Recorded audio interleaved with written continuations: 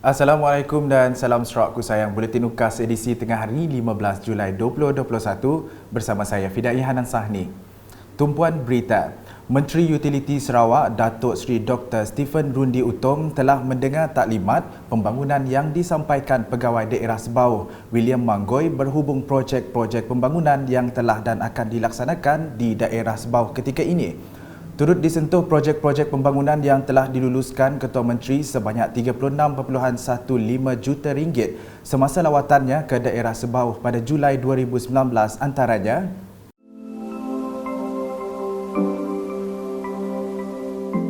katanya lagi, walaupun projek pembangunan ini mengalami kelewatan, ianya tetap diteruskan untuk kemudahan dan manfaat rakyat di Sebauh. So we have a few projects in few million. For project the one you can see the bridge is ongoing despite the delay and MCO. Of course the COVID-19 problem that we have is bit of delay, and the road to all the way after the Kampung Hilir Sebauh juga akan sedikit kelewatan, dan beberapa projek lain yang telah pun diluluskan oleh Yang Amat Berhormat Ketua Menteri tempoh hari sekarang dalam peringkat awal pelaksanaan, iaitu projek seperti gereja dan juga masjid dan juga stadium, mini stadium dan juga waterfront. Jadi setelah kita lihat mungkin setahun dua lagi baru kita dapat menyelesaikan projek-projek tersebut. Ini menelan belanja yang lebih hampir berapa ratus juta. Ditemui selepas mengadakan lawatan ke lokasi Bank Bergerak Bank Rakyat di tempat letak kereta Riverfront Sebauh pada Selasa, Datuk Seri Dr. Stephen Rundi yang juga Adun Kemana menegaskan pembangunan yang dilaksanakan adalah untuk melihat Sebauh berkembang pesat dan memberi manfaat kepada rakyat. Apa yang saya ingin lihat adalah I want the transformation of this Pekan Sebauh, not only physically but also in terms of other aspect, the economically, education and so on. Berita seterusnya, Kerajaan Sarawak menerusi Jabatan Kebajikan Masyarakat Sarawak JKMS telah menyediakan pelbagai bantuan untuk membantu meringankan beban masyarakat di negeri ini yang terkesan akibat pandemik COVID-19. Menteri Kebajikan Kesejahteraan Komuniti Wanita Keluarga dan Pembangunan Kanak-kanak Sarawak, Datuk Seri Fatimah Abdullah memberitahu antara bantuan yang disalurkan seperti bantuan makanan di pusat kuarantin yang masih diteruskan hingga sekarang dan telah menelan kos melebihi RM8.4 juta. Selain itu, JKM katanya turut menyalurkan bantuan kepada para petugas yang berkawal di Sekatan Jalan Raya SJR di seluruh negeri dan di Pusat Kuarantin dan Rawatan COVID-19 PKRC. Di pusat kuarantin contohnya, pusat kuarantin starting pada iaitu 2020 kita beri kepada mereka makanan bermasak. And then 2021 kita teruskan juga kepada pusat kuarantin. Kalau dari segi perbelanjaan dah lebih daripada 8.4 juta pusat kuarantin. Kemudian kepada petugas-petugas yang buat sekatan jalan raya. Hari ini tak ada sekatan jalan raya lagi. Tugas yang bertugas di sekatan jalan raya juga diberi bantuan seluruh Sarawak melalui jawatan kuasa iaitu bencana peringkat bahagian atau peringkat daerah JKM yang menyalurkan. Kemudian di PKRC juga kita telah ditugaskan untuk pusat kuarantin, rawatan COVID, makanan. Beliau menjelas demikian kepada media semasa meninjau dan mengagihkan bantuan makanan kepada penduduk di beberapa penempatan di Sibu pada Rabu. Menjelas lanjut, Datuk Seri Fatimah berkata kerajaan juga bersetuju untuk menyalurkan bantuan kepada mereka yang dikenakan kuarantin di rumah. Satu lagi ialah di lockdown. Kan hari itu Sibu berapa buah rumah panjang. Di kawasan saya sendiri pun ada beberapa rumah panjang yang kena lockdown. So bila lockdown juga kami ditugaskan untuk menghantar makanan kering inilah yang untuk masa 2 minggu. Kalau lockdown itu dilanjutkan lagi, tambah lagi. So can you imagine berapa banyak bantuan yang telah diberikan. Dan untuk tahun ini kerajaan telah bersetuju untuk memberi bantuan kepada yang home quarantine juga. Jadi kita Seramai 50 penduduk yang tinggal di kawasan Jalan Tionghoa, Hua Kiu, Melin, Langsat, Belian, Punai dan Lorong Lajong telah dikenal pasti oleh pihak JKM Sibu menerima bantuan tersebut. Hadir sama Menteri Muda Wanita Keluarga dan Pembangunan Kanak-kanak Datuk Rosi Yunus dan Pengarah Kebajikan Negeri Sarawak Nuriah Ahmad. Sementara itu, Datuk Seri Fatimah memberitahu Sibu bakal menjadi bahagian negeri pertama di Sarawak memiliki tempat transit gelandangan TTG sebaik kerja-kerja pengubahsuaian rumah maksak bahagian Sibu untuk dijadikan pusat itu siap sepenuhnya pada penghujung September 2021. Katanya apabila siap kelak, TTG Sibu mampu menempatkan seramai 40 gelandangan, 20 lelaki dan 20 wanita pada satu-satu masa. Sibu is going to be the first division to have a temporary transit center for 18 years. Jadi kerajaan negeri telah meluluskan peruntukan untuk kita mengubah suai bangunan ini untuk menjadi temporary transit center untuk gelandangan.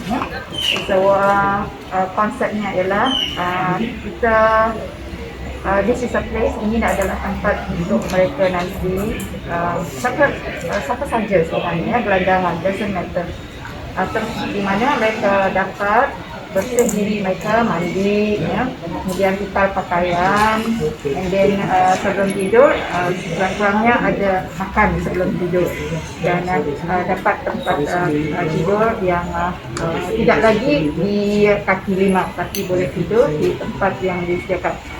Menjelas kepada media semasa meninjau tapak TTG Sibu itu, Datuk Seri Fatimah memberitahu gelandangan di situ akan diberikan latihan bagi membantu mereka menjana pendapatan.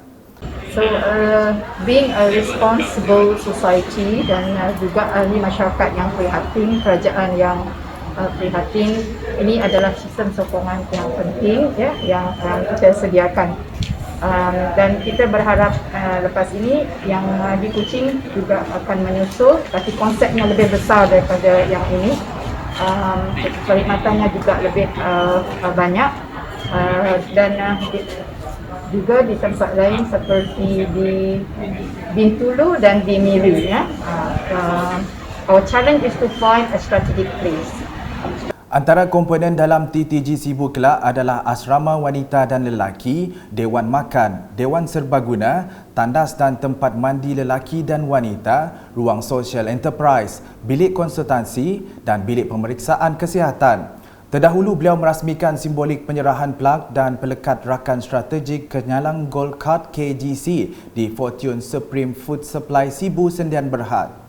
Setakat 30 Jun 2021, JKMS telah menerima sebanyak 207,452 permohonan KGC bermula pada tahun 2020, dan daripada jumlah tersebut, sebanyak 11,592 permohonan KGC diterima bagi Januari hingga 30 Jun 2021.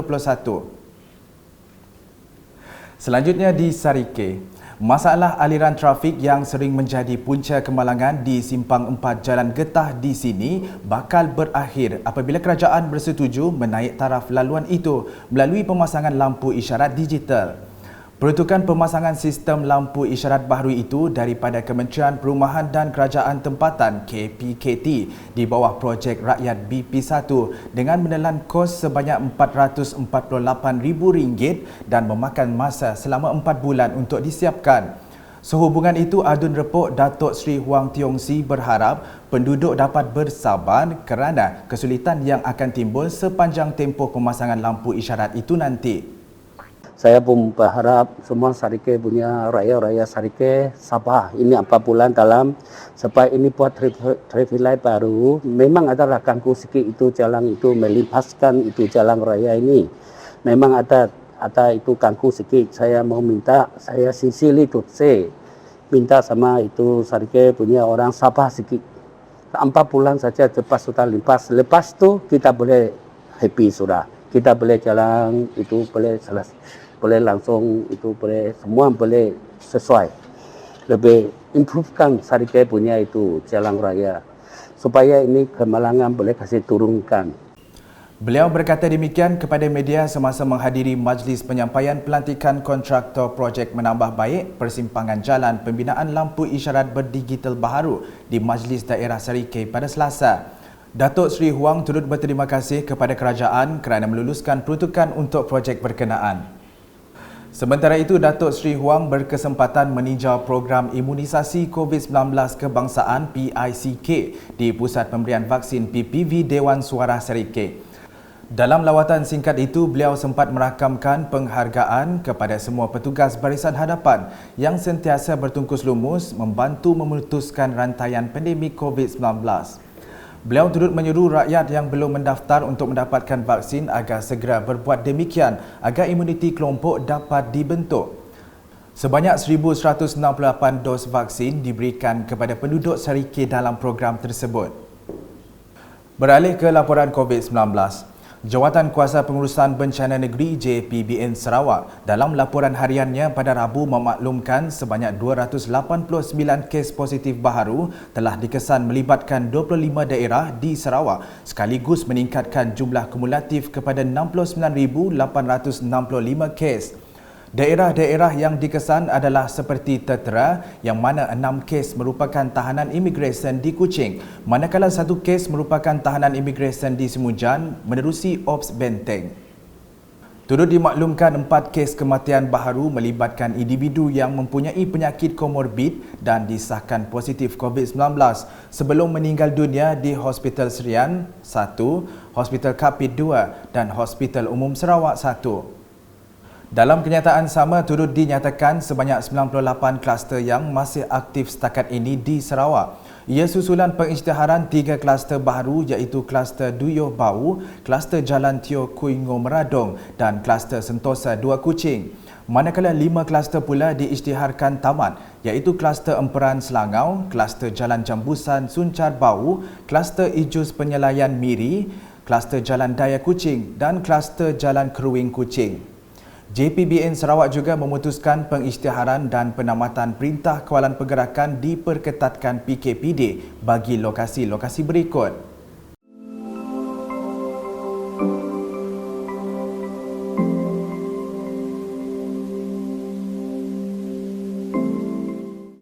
Sekian edisi Tengah Hari bersama saya Fidai Hanan Sahni dan kru penerbitan.